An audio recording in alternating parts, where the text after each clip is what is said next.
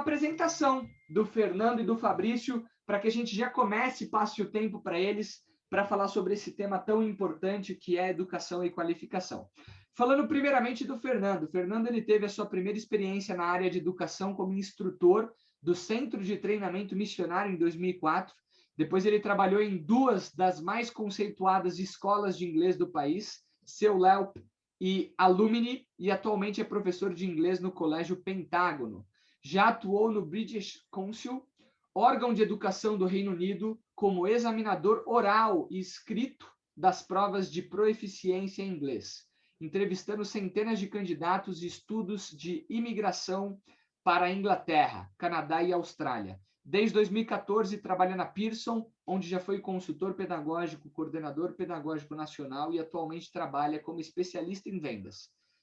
Bacharel em Letras pela USP, licenciatura pela Faculdade de Educação da USP, certificação em ensino de inglês pela Universidade de Cambridge, pós-graduação em didática de educação bilíngue pelo Instituto Singularidades e MBA em gestão empresarial pela FGV São Paulo.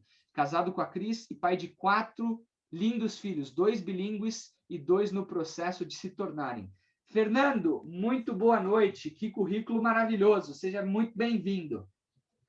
Obrigado, Flavinho. Que isso, a parte maravilhosa, melhor parte de todas é casado com a Cris e pai dos 4 filhos, né? Maravilhoso, excelente, com certeza. Eu vou apresentar o Fabrício e a gente já passa para a apresentação de vocês. O Fabrício, ele tentou condensar, ele foi mais low profile, ele foi ali, não, vou mandar só um negocinho. E aí ele mandou para a gente aqui. Fabrício Valiati é casado com Amanda e pai da Cecília Helena, formado em Economia pela PUC São Paulo, atualmente fazendo pós-graduação em Competição e Regulação Econômica na Universidade de Mannheim, na Alemanha. Trabalhou no Zurich Santander, Sompo Seguros e HDI Seguros. Atualmente atua como preços na UFOX Group, em Berlim. Fabrício é meu irmão. O Fabrício ele tentou trazer um currículo mais simples, mas gosto de dizer que, além de ser meu irmão, é um cara que eu tenho muita admiração, além do Fernando e todos os participantes, mas foi bolsista na PUC, né? Eu brinco que ele era o irmão menos talentoso. Todo mundo jogava um esporte, fazia alguma coisa, e ele sempre foi um cara muito focado no estudo, né? E é um grande exemplo para a nossa família de que estudar, se preparar, se qualificar, traz muitos frutos. E eu falo com muito orgulho que ele é o irmão mais inteligente, mais preparado que nós temos na nossa família. É um cara que está fazendo, né, o mestrado na melhor escola de negócios na Alemanha. E eu não estou aqui para, né, puxar a sardinha para ele, mas fiz questão de convidar porque é uma história legal, junto com a do Fernando, junto com a Priscila, que daqui a pouco entra com a gente também. Então, eu queria passar para vocês, senhores. O que vocês têm para nos ensinar sobre educação, qualificação? Pensa que a gente tem pessoas aqui que estão em momentos diferentes e que todo mundo precisa entender o quão importante é se preparar e se preparar para novas oportunidades. Se a gente estiver preparado, a gente não precisa temer, né? Mas a preparação é hoje para colher os frutos daqui a pouco. Então, eu queria passar para vocês, novamente agradecendo a oportunidade de estar aqui com vocês. Maravilha. Obrigado, então, pela apresentação aí, Flavinho. Fabrício e eu conversamos, dividimos essa apresentação de maneira que eu vou falar um pouco de uma parte chata antes, e depois ele vai contar a história dele, que vai ser sensacional com a gente. Não, brincadeira. Eu vou falar um pouquinho sobre alguns princípios de educação e tendências para o futuro da educação do século XXI. E depois o Fabrício vai contar a história dele, que é sensacional. Eu concordo com o Flavinho, que ele é, de fato, uma inspiração, para mim também.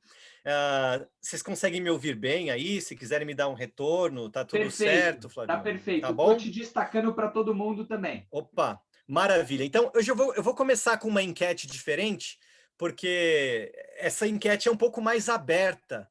Então, não é daquela só que a gente marca um xizinho. Ela precisa de uma resposta, porque eu quero ouvir qualquer coisa que vocês queiram me dizer. Então, essa enquete está no slido.com. Se você tiver com o celular na mão, aponta para o QR Code aqui e digita o código ali. Você está compartilhando a tela? Eu achava que sim, Flavinho, até Não você estava. me fazer essa pergunta. Boa. Até você me perguntar, eu achava que sim. Então, vamos lá. Vamos fazer isso, então, direito, né? Vamos ver se chegou aí. Obrigado aí por me lembrar disso, tá? Vamos lá. E aí? Não sei se deu uma pequena travada aqui, porque Quem sabe muitas faz ao coisas, vivo, é isso mesmo, tá tudo certo. muitas coisas acontecendo ao mesmo tempo, né? Eu estou aqui com os controles do Zoom e ao mesmo tempo... Ah, muito bem. Então, maravilha. Então, eu falei para vocês que queria ouvir Tem uma enquete para fazer aqui com vocês que é mais aberta. Então, vou pedir para vocês para entrarem nesse site, slido.com, um site de interação. E o legal é que aqui a gente aceita qualquer coisa. Eu queria fazer essa pergunta para cada um de vocês e queria deixar a resposta registrada. Então, pedir para vocês apontarem a câmera do smartphone aqui para esse código, ou então entrarem nesse site mesmo, slido.com, digitar lá o código N175 e digitar lá. É um campo de digitação aberto para você colocar. Se você pudesse escolher qualquer habilidade do mundo, o que você gostaria de aprender? Dá para pensar? Qualquer coisa do mundo, se você pudesse escolher, o que você escolheria? Alguém colocou aqui já que seria a habilidade de ser autodidata. Que legal, né? Sendo autodidata, aí você consegue aprender qualquer coisa. Olha o pessoal colocando programação, tocar piano, aprender inglês. Talentos variados, hein? Habilidades das mais variadas aí. Gente escolhendo a inteligência emocional. E aí vocês vão vendo que as palavras mais frequentes são ampliadas, elas ganham em tamanho e elas ficam mais centralizadas também nessa ferramenta. Teve gente aqui que colocou cantar. Opa, vamos lá, quero acompanhar as respostas de vocês. Inteligência emocional, tocar piano ali, olha. Poxa, quem falou que não é importante, né? Empatia, aí uma soft skill, uma habilidade do século XXI aí. Programação e empatia ganhando aqui a enquete, né? Não sei exatamente quantos votos elas têm, mas aprender sobre ações na bolsa. Puxa, que legal, pessoal.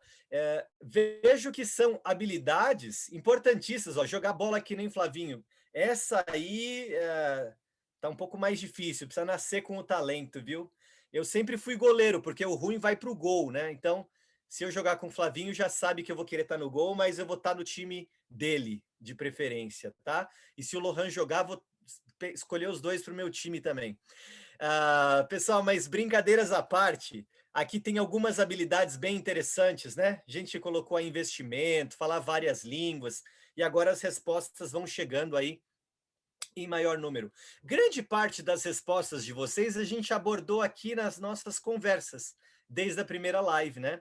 Então, obrigado aí por participarem, interagirem com a nossa atividade aqui, ó. Programação ganhou, gente. E eu acho que a fala de vocês está muito alinhada com o que a gente vai tratar aqui hoje. Então, já tivemos aí 24, 25, daqui a pouco a gente passa de 30 votos aqui de vocês. E muito legal, obrigado aí por compartilhar a opinião de vocês. Eu falei que ia falar sobre a parte chata aqui, deixar a parte legal para o Fabrício, mas, de fato, eu queria começar dizendo para vocês a escritura que nos norteou, que serviu de norte, de alicerce para a gente montar esse programa. Quer dizer que a glória de Deus é inteligência, ou, em outras palavras, luz e verdade, gente. A glória de Deus é inteligência. Deus cresce em glória à medida em que ele exerce, desenvolve mais inteligência, mais luz e verdade. Então, a inteligência é aquilo que Deus mais tem, e é aquilo que ele nos permite compartilhar dele também. O Manual de Educação para um Emprego Melhor diz o seguinte: Deus quer que você tenha inteligência, pessoal. Ele quer que você saiba o que quer fazer nessa vida. quer que você saiba como prover para si mesmo e para sua família, tanto espiritual como materialmente.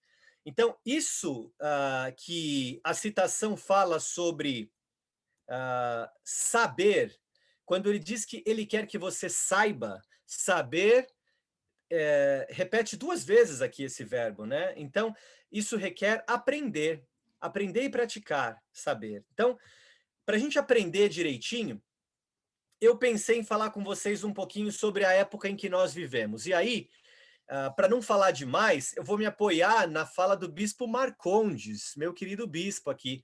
Ele começou falando sobre o cenário atual em que a gente vive, sobre as profissões do futuro, sobre essa época da 4ª Revolução Industrial, que é a 2ª Revolução da Informação, né? A primeira aconteceu com os computadores ali no final dos anos 80, 90, até o final do século 20.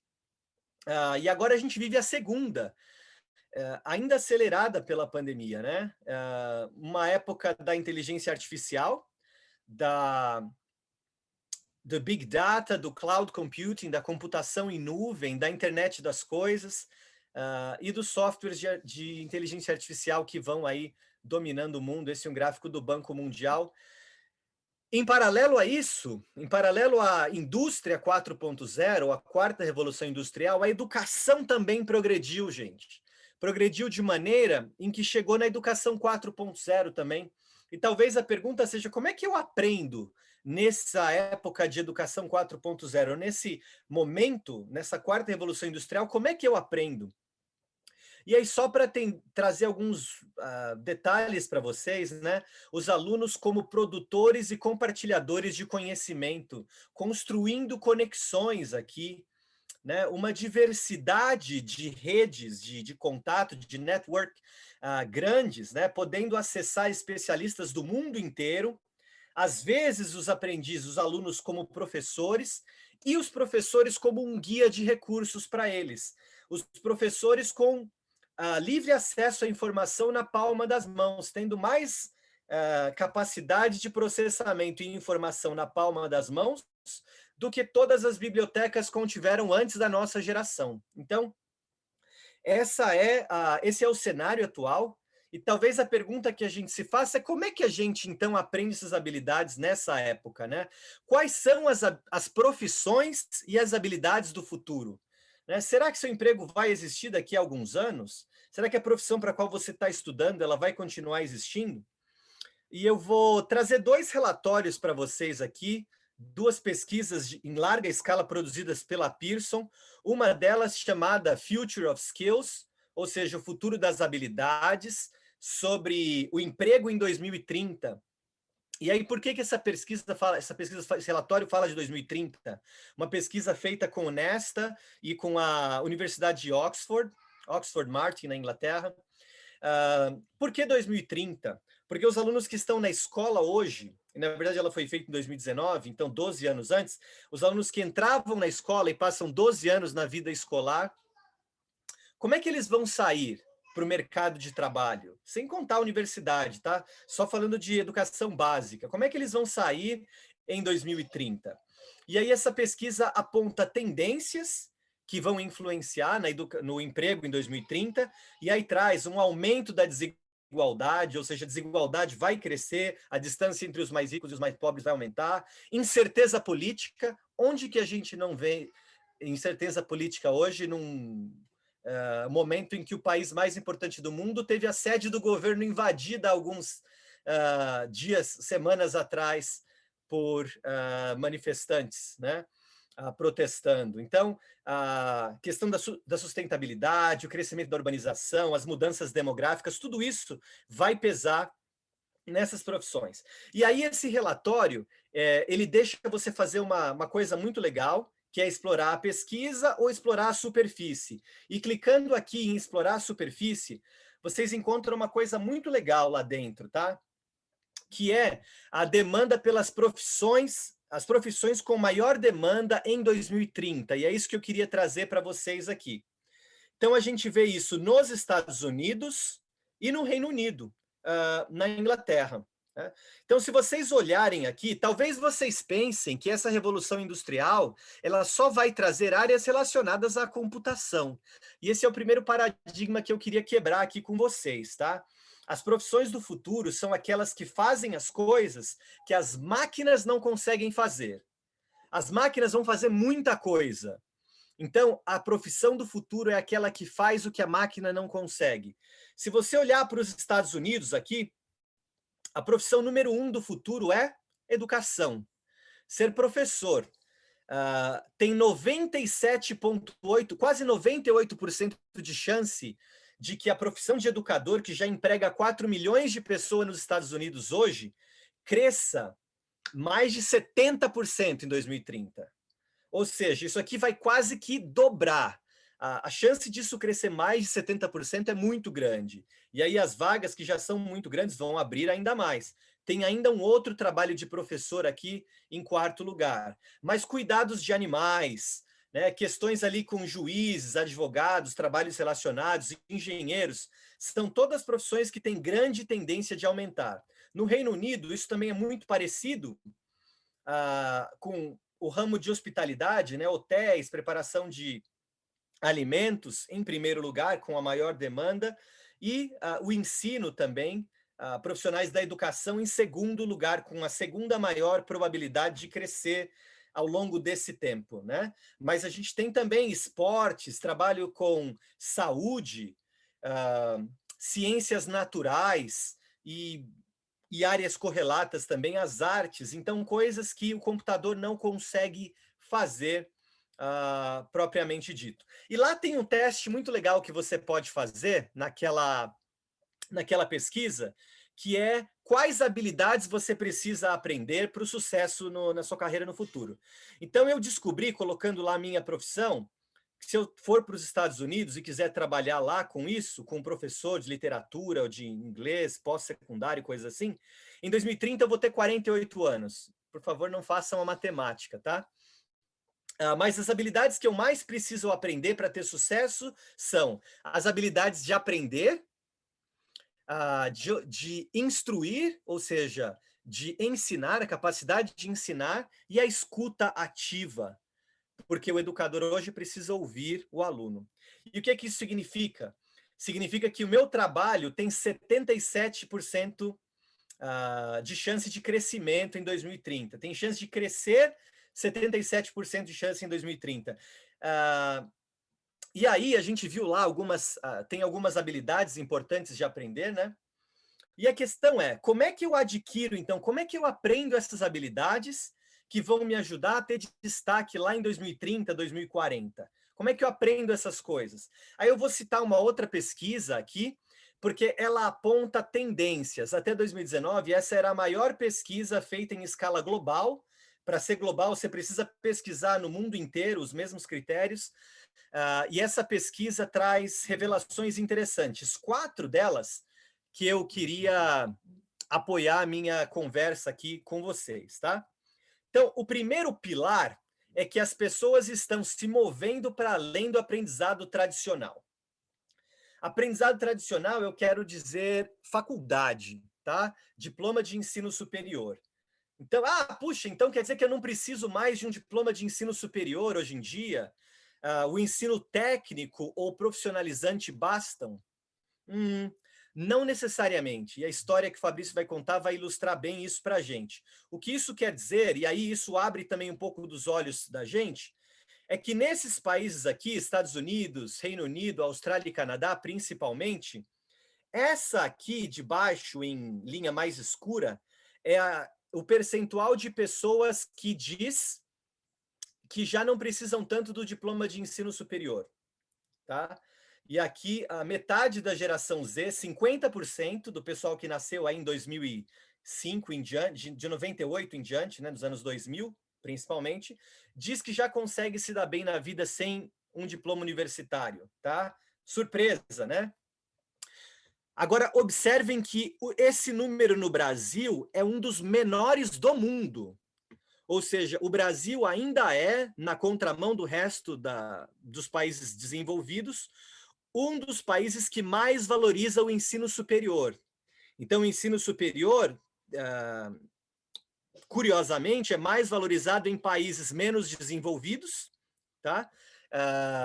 E que dão mais importância para o ensino superior em detrimento do ensino técnico e profissionalizante, que cresce exponencialmente nos países mais desenvolvidos, tá, gente? Essa é a primeira tendência que eu queria trazer para vocês. As pessoas olharem além do ensino tradicional, da educação tradicional. Segunda tendência é que a aprendizagem seja mais virtual no novo normal. E aí eu descobri que new normal, novo normal, não é um termo da pandemia, que já era usado lá em 2019 nesse relatório da Pearson. Então, as pessoas esperam que a aprendizagem seja mais virtual. Isso significa que não é só a universidade de tijolo e concreto lá que vai me dar a instrução, que eu posso adquirir essa instrução em outras fontes, como, por exemplo, o Khan Academy, que ensina matemática ali num modelo invertido de ensino, Coursera, Udemy, edX, e uma série de outras instituições que têm aí ao alcance das suas mãos, de poucos cliques, você conseguir fazer um curso numa universidade de ponta, de qualquer parte do mundo, a um custo baixíssimo e com uma certificação que é cada vez mais exigente e reconhecida. Então, vamos lembrar do primeiro item, que é se mover além da aprendizagem tradicional, a aprendizagem virtual hoje em dia, e aí isso também vai além do tradicional, né? Terceiro ponto importante, a aprendizagem self-service. Isso eu nem quis traduzir, tá? O self-service learning, que é o faça você mesmo, não só existe, como ele vai aumentar. Então, a educação ela precisa cada vez mais ser self-service. Faça você mesmo, DIY, do it yourself. Né? Faça você mesmo, então. O que é isso? É você ter ao alcance também, ao seu alcance, possibilidade de fazer certificações gratuitas de grandes empresas, quer sejam Microsoft, Google, Apple, Salesforce, empresas de programação, que oferecem para você qualificação profissional hoje a custo quase zero. E que te dão aí uma possibilidade de fazer uma mudança de carreira, um crescimento de carreira, crescer, ganhar habilidades, tudo isso a custo muito baixo, tá? Ou zero. E o quarto pilar é que a carreira de 40 anos já não existe mais. Eu digo 40 anos porque era aquela carreira que alguém começava a trabalhar aos 20, se aposentava aos 60 e que às vezes tinha 1, 2, no máximo 3 empregos. Isso acabou, né? É uma tendência diminuir cada vez mais para o futuro e está dando lugar a uma era de reinvenção, em que as pessoas precisam continuar aprendendo e aprender cada vez mais na vida para fazer mudanças de carreira no futuro. Dado aqui do Brasil, que a expectativa de vida dos brasileiros aumentou 30 anos nos últimos, dos anos 40 para cá. 30 anos de aumento, pessoal. Então, hoje, a média dos brasileiros é de 75 anos de vida, sendo que em alguns lugares, como Santa Catarina, já se vive 78. Talvez a nossa geração aqui vai viver 90 anos na média, tá? E a geração vindoura e a geração futura dizem que já nasceu o homem que vai viver 150 anos, mas a geração vindoura aí vai viver provavelmente alguma coisa entre 100 e 120 anos. Então, ter uma carreira por 40 anos, acabou. Não dá mais para trabalhar 40 anos. Hoje é o paradigma do 60-5-12, tá? É uma carreira que deve durar 60 anos, você vai trabalhar por pelo menos 60 anos, até porque isso é muito bom para a mente, previne o Alzheimer. O tempo médio de duração de um trabalho hoje em dia é de 5 anos, tá? Então você vai ter, pega 60 anos de vida profissional, divide por uma média de 5 anos, isso significa 12 mudanças profissionais na carreira.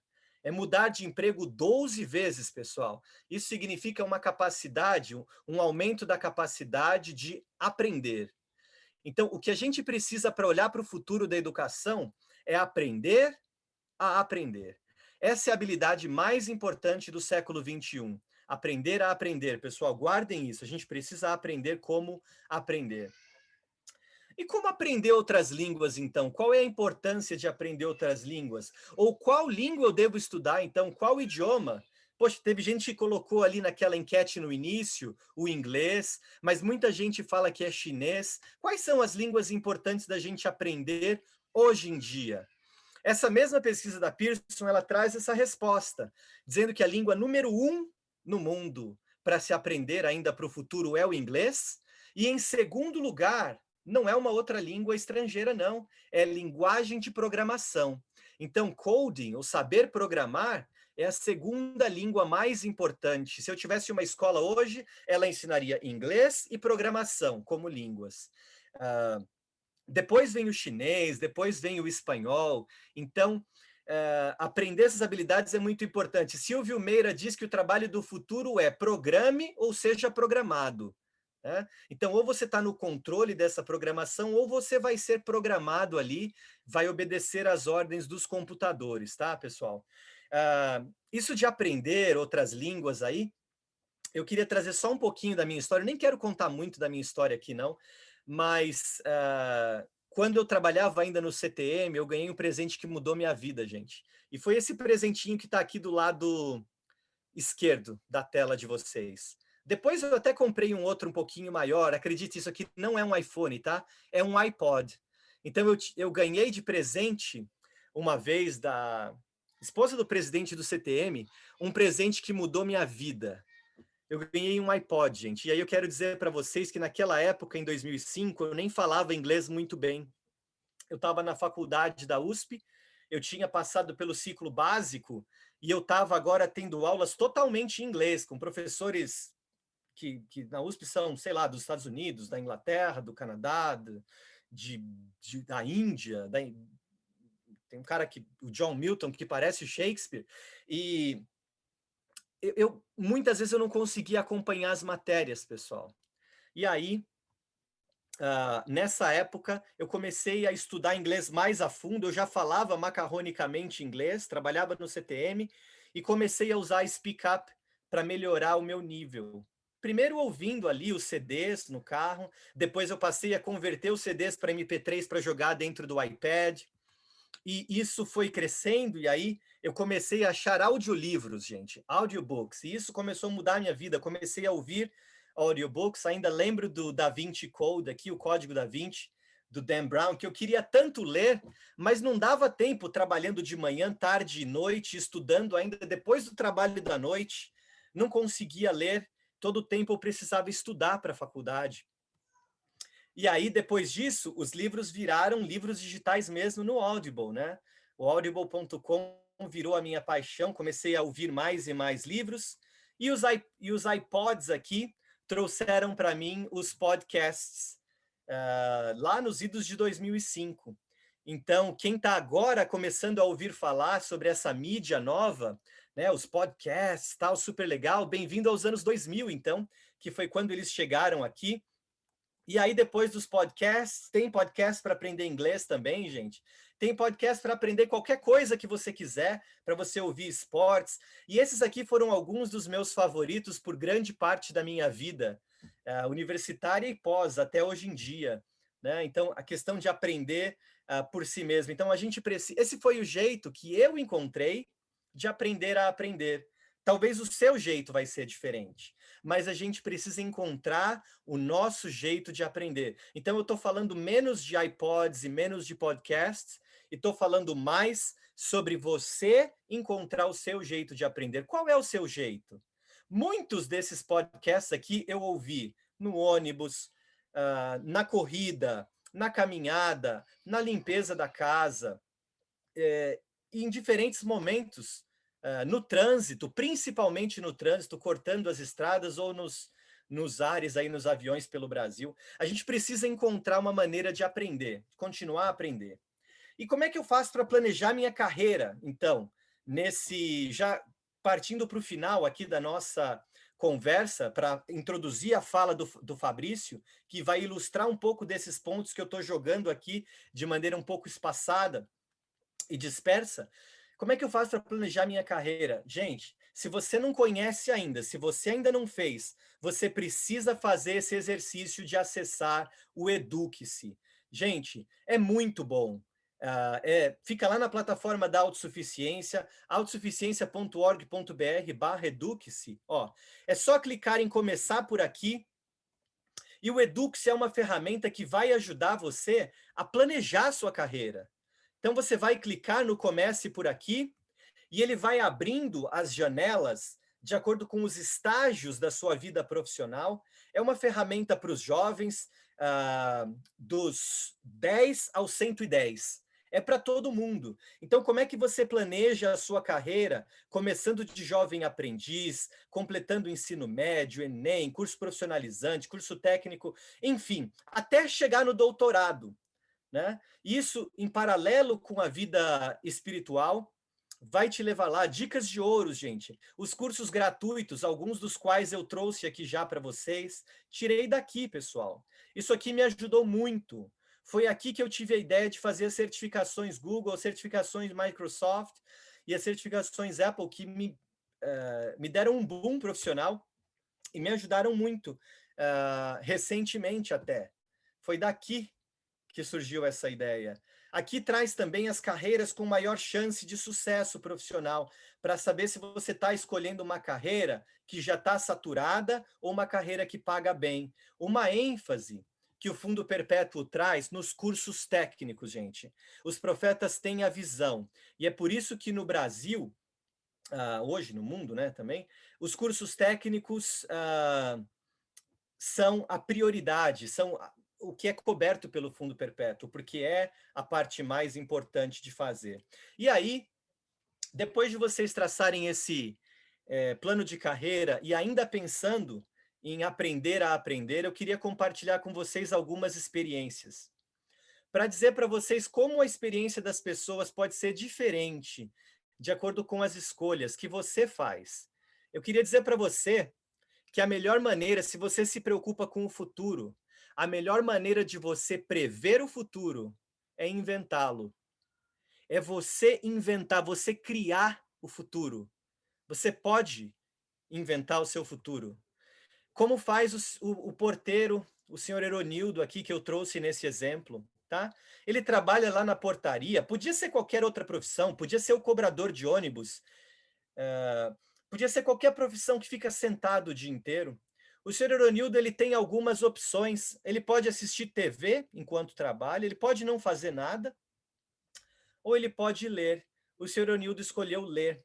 Ele lê entre uma tarefa e outra que ele tem nas 12 horas de trabalho dele. Ele já leu tantos livros, já leu Meu Pé de Laranja Lima, já tem lido clássicos, a Escrava Isaura, já tem livros planejados para ler no futuro, e é um exemplo para mim de alguém que aprendeu a aprender dentro das suas possibilidades do que ele possui. Aqui tem uma imagem aqui do Roberto. Roberto indo para o trabalho, gente. Quantas e quantas vezes na preparação para o vestibular, vocês têm ideia de onde eu li os meus livros para o vestibular, para entrar na FUVEST? Eu li todos os meus livros dentro do ônibus, e geralmente era em pé assim, tá? Eram ônibus não pouco cheios. Eu li andando na rua.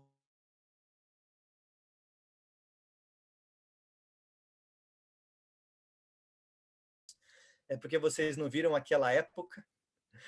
Mas 3 horas no transporte público dá para fazer muita coisa. E o Roberto escolheu ler nesse tempo de trabalho. A moça escolheu tomar o chocolate aqui e olhar para o Roberto. Teve gente que escolheu dormir. O Roberto escolheu ler. O que você vai escolher fazer no seu período de deslocamento para o trabalho? Esse aqui é o Márcio, motorista da Uber, gente. Quem já pegou Uber lá no aeroporto de Guarulhos sabe como é disputada essa corrida. O pessoal fica horas na fila. Tem uma reportagem que falava sobre até 12 horas de espera. Poxa, o Márcio fica lá dentro do carro do Uber esperando essa corrida gorda que ele recebe. O que você vai fazer dentro do Uber durante esse tempo? Eu não sei o que o Márcio faz, mas eu sei que eu peguei um Uber uma vez no Mato Grosso do Sul, e eu vi que aquele cara estava aquele motorista estava com livros dentro do carro. E conversando com ele, eu falei: poxa, você gosta de ler? Você está estudando direito? E ele falou: tô sim. Um dia você vai ouvir falar de mim, porque eu eu estou me especializando em direito ambiental. Falei, caramba, direito ambiental, eu nem sabia que existia. Falei, que legal. E ele me falou, entre uma corrida e outra, até a corrida tocar, eu leio. E ele falou, um dia eu vou ser o cara que mais entende disso no Brasil. Quando você ouvir falar sobre direito ambiental, você vai ouvir falar de mim. Vai ser eu. E aí eu falei, caramba, que visão o motorista do Uber tem. Dentro das suas oportunidades, ele aprendeu a aprender, aprendeu a progredir, a preparar o próximo passo. Não tem nada de errado em trabalhar no Uber, gente. Não tem nada de errado em trabalhar na portaria. Você pode aprender onde você estiver. E, por fim, um trabalhador cansado aqui que trabalha com varrição de rua, né? Uma pausa merecida para recobrar as energias ali após o almoço. Como é difícil depois do almoço, ainda mais num trabalho braçal, num sol quente como esses, né? Então, tem um exemplo aqui de que alguém está descansando durante esse momento. E eu queria encerrar minha fala contando uma história que não é a minha história. É a história do irmão João Luiz, que talvez alguns de vocês conheçam. Ele é aqui da Estaca Campo Limpo, do nosso lado, né? O irmão João Luiz é pai de 6 filhos, todos eles aí, se não foram selados no templo, mas estão no caminho de ser, serviram missão, quase todos eles, firmes na igreja, um exemplo para mim. Eu lembro da história do seu João Luiz desde a primeira vez que eu ouvi, e para preparar essa conversa para vocês, eu pedi para ele me mandar a história dele. E eu queria só trazer alguns pontos importantes para vocês. O irmão João Luiz, ele é de Ponte Nova, Minas Gerais. Ele chegou a São Paulo aos 13 anos. Aos 14, ele começou a trabalhar na feira, fazendo carreto. Ele não tinha como, para as pessoas que não tinham como levar as compras, ele carregava. Aos 16, ele já estava trabalhando como feirante. Depois ele passou a servente de pedreiro, office boy. E aí, aos 18, ele entrou numa metalúrgica. Ele entrou naquela metalúrgica como servidor geral. Tá? Já ouviram falar de auxiliar de serviços gerais? Ele saiu aos 21 como meio oficial em torneiro mecânico. E ele recebeu uma indenização, deu entrada no terreno, comprou a casa, trabalhou na Sempre Toshiba montando TVs, e aí abriu uma inscrição na prefeitura. Ele se inscreveu para ser gari, para trabalhar na varrição de rua na prefeitura de São Paulo. Enquanto os amigos dele provavelmente dormiam durante o almoço, sabe o que o seu João Luiz fazia? O irmão João Luiz lia os livros que ele encontrava. Ele lia os livros da escola. Ele fez o primário ali na adolescência, quando ele chegou a São Paulo. Quando ele trabalhava de gari, ele já fazia a madureza, que se chamava na época, né, que era o ensino médio da época. Ele continuou estudando, ele lia esses livros até que, quando ele trabalhava na prefeitura, surgiu uma bolsa de estudos. Ele ia estudando, ia aprendendo, ia aprendendo. Como gari, já estava pequeno para ele. Surgiu um concurso para fiscal da prefeitura, ele prestou o concurso e passou. Abriu uma bolsa de estudos na universidade. Ele morava aqui no Campo Limpo, no Jardim Macedônia, ali pela região, Pirajussara, e surgiu uma vaga de bolsa de estudo lá em Mogi das Cruzes para fazer direito. O irmão João Luiz foi lá e fez direito na Universidade de Brás Cubas, em Mogi das Cruzes. Ele ia e voltava todos os dias de transporte público. Não é o transporte que a gente tem hoje. É o transporte público dos anos 70, do início dos anos 80. O irmão João Luiz é o meu exemplo, é um homem de sucesso, que criou uma família no Evangelho e progrediu ali nas suas... dentro das suas oportunidades e do que ele pôde fazer. E eu fiquei pensando, caramba, mas por que eu senti no coração de compartilhar a experiência do seu João Luiz? Se eu estou falando de trabalho do século XXI, de profissões do século XXI, é porque o seu João Luiz, o irmão João Luiz, tem todas as habilidades que os profissionais precisam para ter sucesso no século XXI. Disciplina, garra, perseverança motivação, relacionamento, tudo aquilo que os jovens precisam aprender por livros de autoajuda e cursos e habilidades mais valorizadas ele tinha. E eu queria compartilhar, então, essa experiência com vocês. E queria deixar agora o meu amigo Fabrício falar um pouquinho mais e contar a história que certamente vai inspirar muito a todos vocês, tá bom? E depois a gente volta para conversar mais.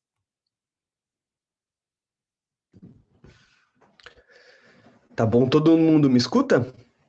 Vou compartilhar minha tela. Vamos lá. Tá me ouvindo? O pessoal me escuta? Perfeitamente. Tá bom, beleza.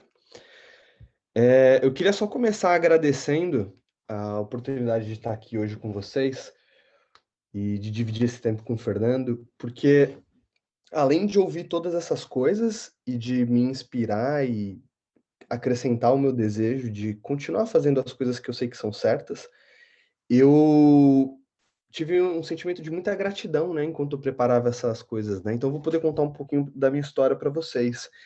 E quando eu comecei a fazer o rascunho dessas coisas, né, eu não tenho uma apresentação muito bonita, eu só fui anotando algumas coisas, né, para eu poder construir minha linha de raciocínio. E meu coração ele só se encheu de gratidão, né? Então o profeta ele falou que a gente precisava ser grato. Então isso foi um novo exercício de gratidão para mim. Então, começo de tudo, né? Antes de começar a falar um pouco da minha história, eu gosto de pensar nos valores. O que é que nos motivam, né? Quais são os valores que norteiam a nossa vida? O que é que faz a gente fazer o que a gente faz e agir como a gente age?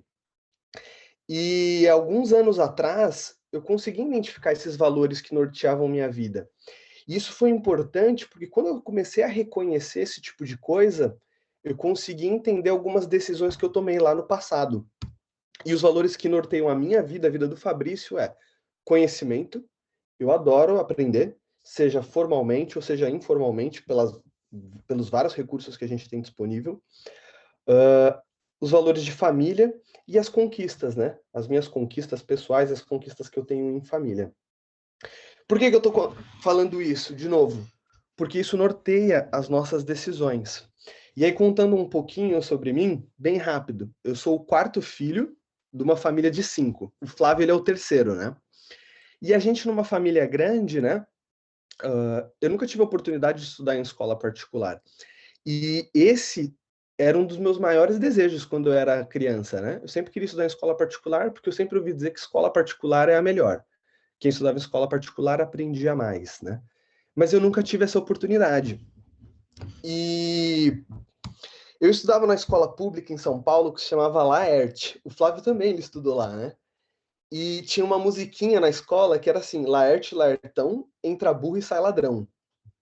E aí os alunos cantavam, né? A gente dava risada dessas coisas. E por incrível que pareça, um dia, voltando da faculdade, à noite, era 11h30 da noite, encontrei alguns ex-alunos do período de escola.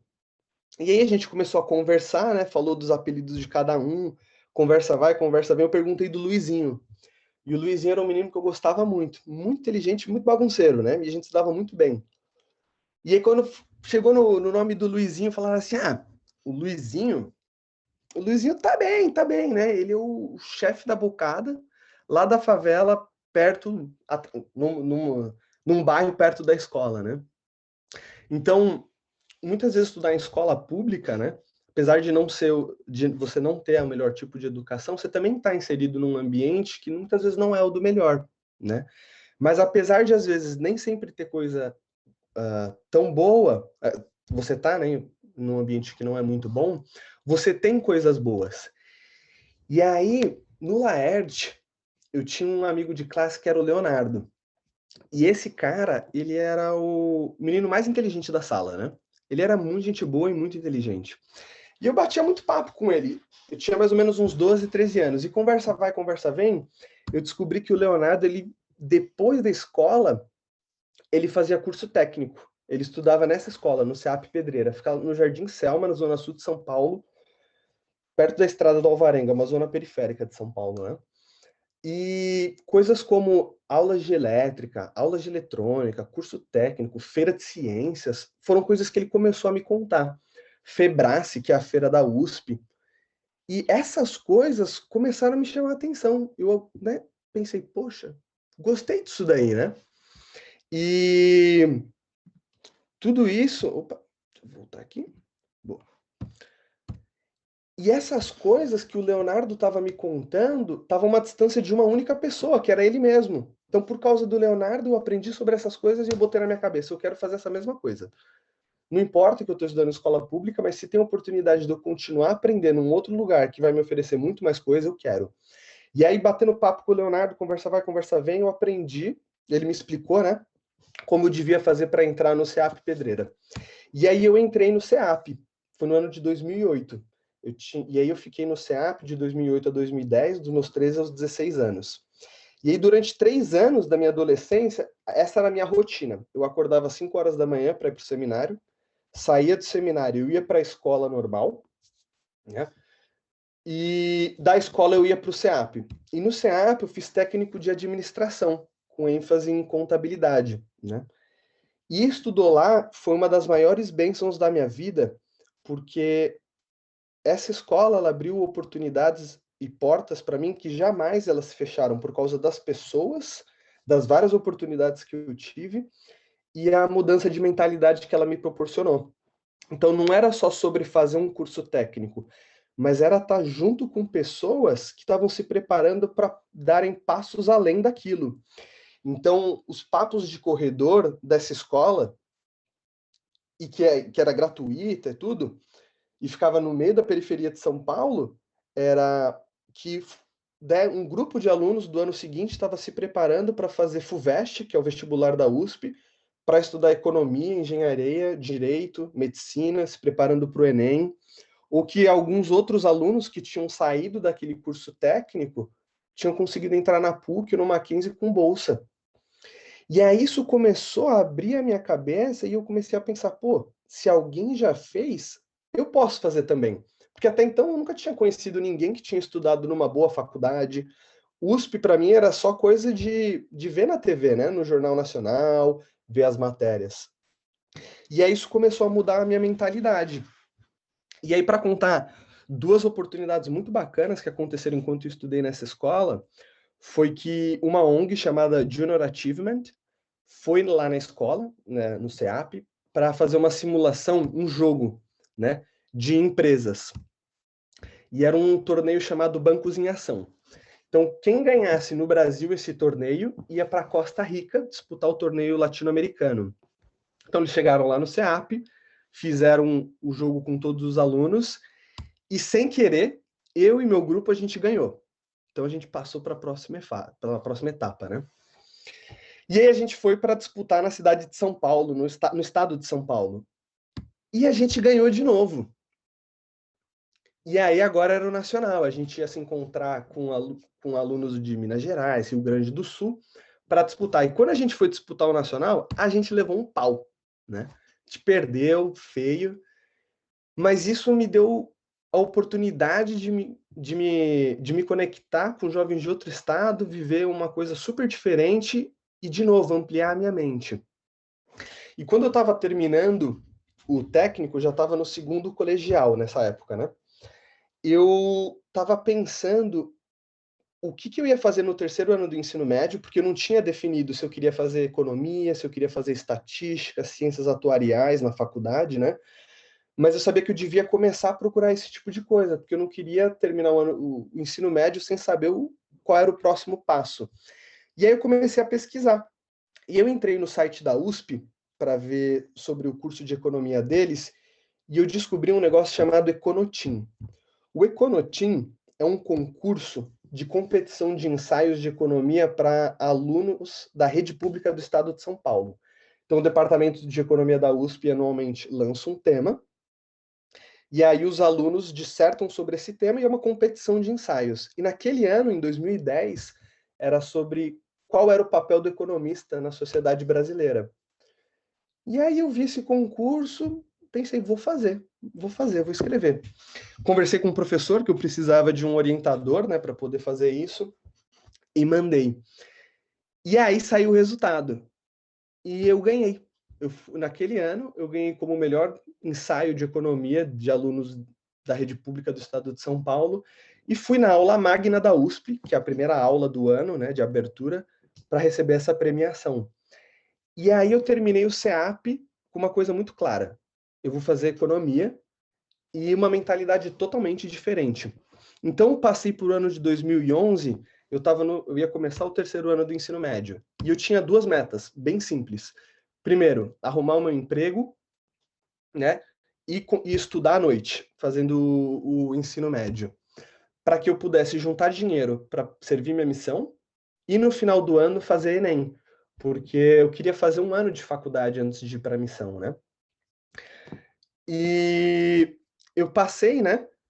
O terceiro ano do ensino médio, fiz o Enem, e naquele ano eu fui aceito na Universidade Federal do Rio de Janeiro e na Universidade Federal do Rio Grande do Sul. E aí, voltando, né, falando um pouquinho dos valores que nos norteiam, né? Eu sempre quis aprender muito, então eu sempre quis estar com pessoas que fossem melhores do que eu, né? O Leonardo, ele foi a primeira pessoa que eu vi que era melhor do que eu, e tinha coisas a me oferecer, eu podia aprender dele, né? Então, passar numa dessas universidades, para mim, foi uma bênção muito grande, uma conquista enorme, eu fiquei super feliz. Só que eu tinha que escolher entre a UFRJ e a do Rio Grande do Sul, e eu escolhi a Universidade Federal do Rio de Janeiro. Comprei passagem para fazer minha matrícula no Rio de Janeiro, estava tudo esquematizado, mas eu tive um sentimento de que eu não devia, de jeito nenhum, ir para o Rio de Janeiro. Eu tinha um sentimento muito claro de que se eu fosse para o Rio de Janeiro, a oportunidade de servir uma missão ela ia estar em risco. Então, eu decidi rejeitar, né? Não fui fazer faculdade, só que eu tinha feito um negócio diferente. Naquele ano, eu tinha feito o vestibular da Universidade de Cruzeiro do Sul. E o curso de economia dele estava começando, né?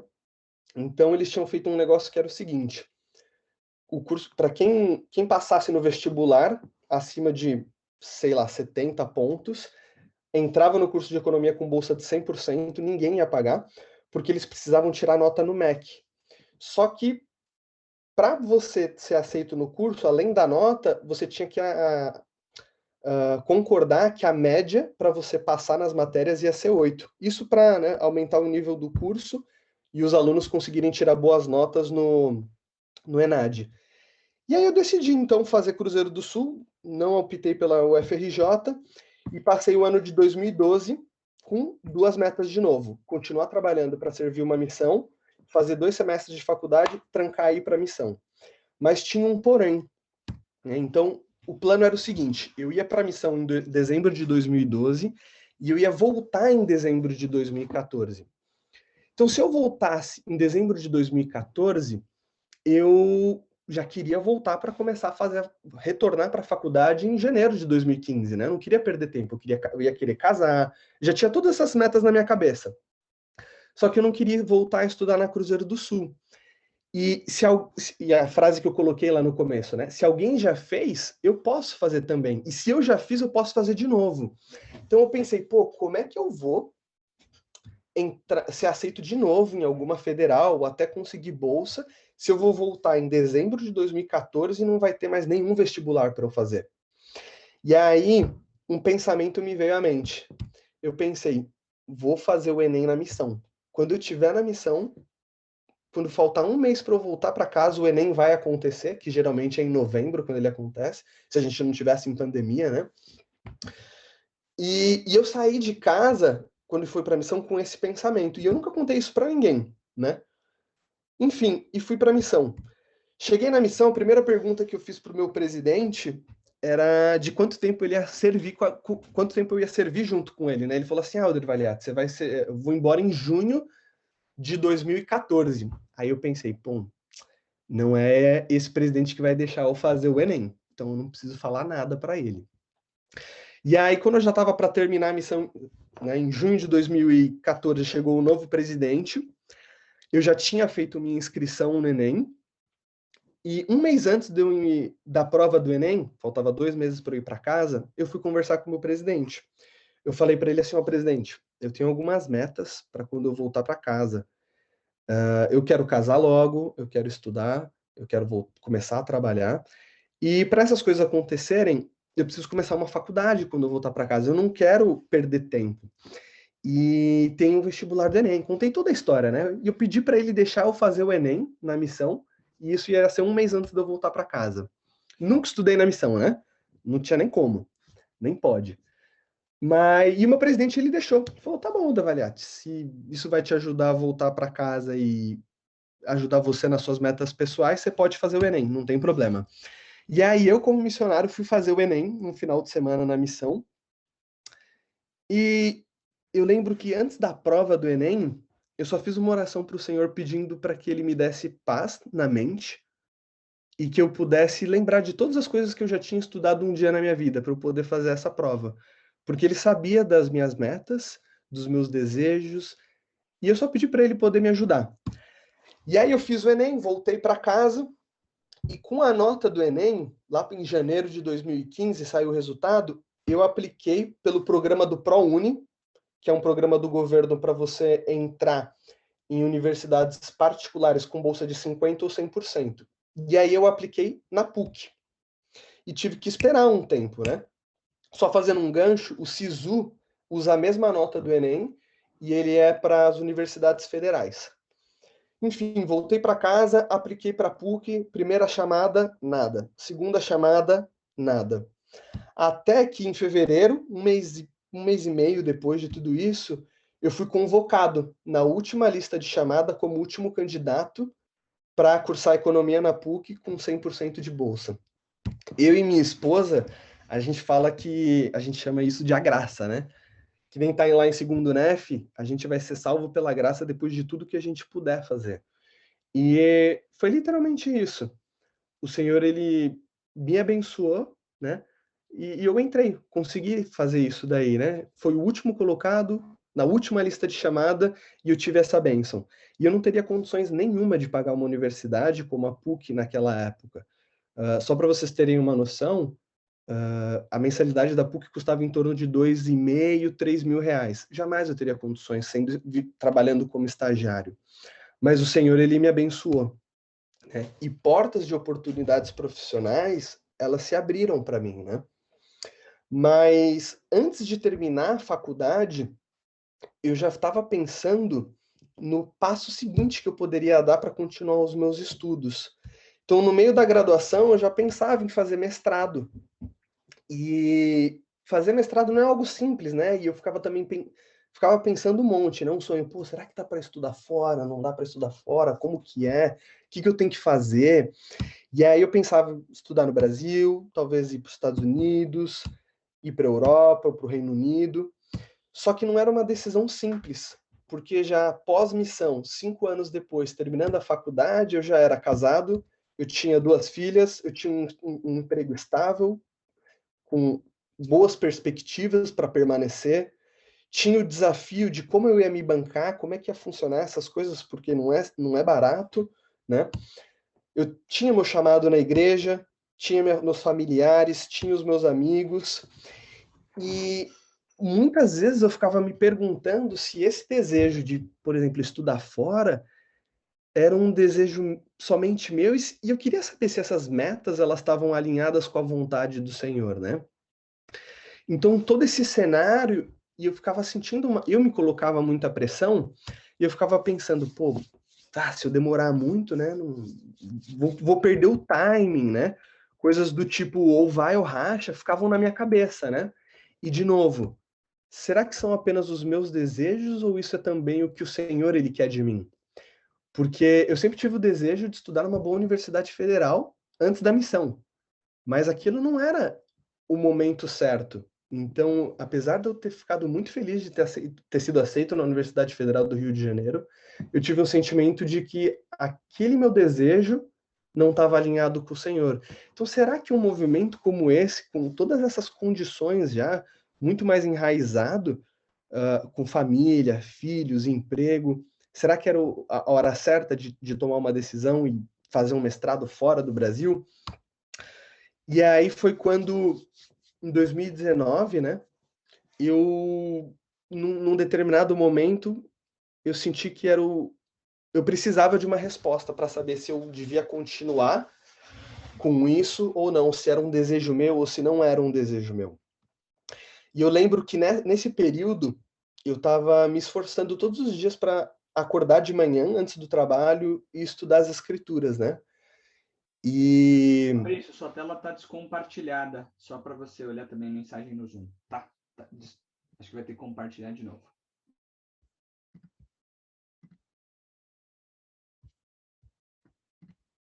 Só avisando mais 5 minutinhos, tá? tá bom, estou fechando já. Boa, deixa eu voltar aqui. Então, não era eu precisava de uma resposta do Pai Celestial para saber o que eu devia fazer, né? E eu estava num período que eu estava estudando as escrituras pela manhã, né? E por que eu falo isso? Porque eu acho que quando a gente precisa de revelação pessoal, a gente precisa fazer um esforço contínuo e consistente para isso. E eu lembro que no dia anterior eu tinha finalizado o livro de Moisés, né? Eu tinha feito uma meta pessoal de estudar as escrituras, de estudar a Pérola de Grande Valor. E eu ia começar a ler o livro de Abraão. E naquele dia, então eu fiz uma oração bem sincera para o Pai Celestial e eu falei para ele, abri meu coração, de que eu precisava receber revelação para conduzir não só a minha vida e fazer as minhas escolhas em relação à carreira e a estudo, mas a tomar as decisões corretas, porque isso impactaria a vida da minha família. Terminei a oração e eu comecei a ler as escrituras. E quando eu comecei o livro de Abraão, eu encontrei essa escritura. E eu vou ler para vocês. Fala assim, ó: na terra dos caldeus, na residência de meus pais, eu, Abraão, vi que me era necessário encontrar outro lugar para morar. E achando que havia maior felicidade e paz e descanso para mim, busquei as bênçãos dos pais e o direito ao qual eu deveria ser ordenado para ministrá-las, tendo eu mesmo sido seguidor da retidão, desejando também ser possuidor de grande conhecimento. E aí, nesse dia, quando eu li essas escrituras, eu dobrei meus joelhos e eu comecei a chorar, porque eu sabia que o Pai Celestial ele estava ouvindo as minhas preces e de que eu estava buscando os desejos que Deus tinha para mim também. Os meus desejos eles estavam alinhados com o Senhor. E dali para frente foi uma nova etapa onde era só apertar o play. Num piscar de olhos, eu consegui identificar e ter uma visão clara de todas as coisas que eu precisava fazer para continuar. E aí, enfim, fazendo tudo isso, né, depois dessas coisas, né, eu acabei fazendo os applications necessários e vim parar aqui na Alemanha para fazer um mestrado em economia, em competição e regulação, que é o que eu estou fazendo agora, né? E preparando essas coisas, eu quis pegar um pouquinho do que o profeta ele tem a nos dizer com relação a essas coisas, né? Então, no Vem Segue-me do mês desse ano, né, mas de algumas semanas atrás, o presidente Russell Nelson ele pede para a gente perguntar ao Pai Celestial, em nome de Jesus Cristo, quais são os sentimentos dele a respeito de nós aqui na Terra. E ele fala, se pedirem com real intenção, com o tempo o Espírito vai sussurrar a verdade que mudará a sua vida. Prometo-lhes que, quando começarem a ter um vislumbre de como o Pai Celestial os vê, e de que ele está contando com vocês para fazer algo por ele, sua vida nunca mais será a mesma. E num outro serão, ele fala que, irmãos e irmãs, não tenham medo de ir atrás de suas metas ou mesmo de seus sonhos. Não há atalho para a excelência e a competência. A instrução é a diferença entre querer ajudar outras pessoas e ser capaz de ajudá-las. E essa mudança que eu e minha família a gente tomou foi no meio de uma pandemia. Né? E eu lembro de uma outra frase do presidente Russell M. Nelson na conferência de abril de 2020. Foi que o Senhor ele ama o esforço, porque o esforço ele traz recompensas que não viriam de outra forma. Então, só algumas considerações finais. Né? Cerque-se de pessoas melhores que você. Educação, ela te coloca no jogo. E a performance, o que você faz, o que você entrega, ela te mantém em campo. Preste atenção sempre nas oportunidades que aparecem para vocês e para nós. Não tenham medo de se desafiar, faça o teu melhor na condição que você tem, enquanto você não tem condições melhores para fazer melhor ainda. Porque o que a gente quer falar sobre autossuficiência não é sobre você ser o melhor ou sobre chegar primeiro, mas sobre você ser capaz de ser autossuficiente, de prover para si e prover para aqueles que você ama. Porque se a gente ficar pensando que o sucesso ele é como uma corrida, né, que só ganha quem chega lá primeiro, a gente vai acabar se frustrando. Porque se a gente pensar numa corrida, a gente sabe que a gente parte de posições distintas. A gente teve oportunidades diferentes. Então não é sobre ser o melhor, mas sobre a gente fazer o nosso melhor com as condições que a gente tem. E a minha década passada me ajudou a chegar no meu momento atual. E o que eu estou fazendo agora é fortalecer a minha base pessoal e familiar para os desafios da próxima década. E por último, busquem sempre ao Senhor.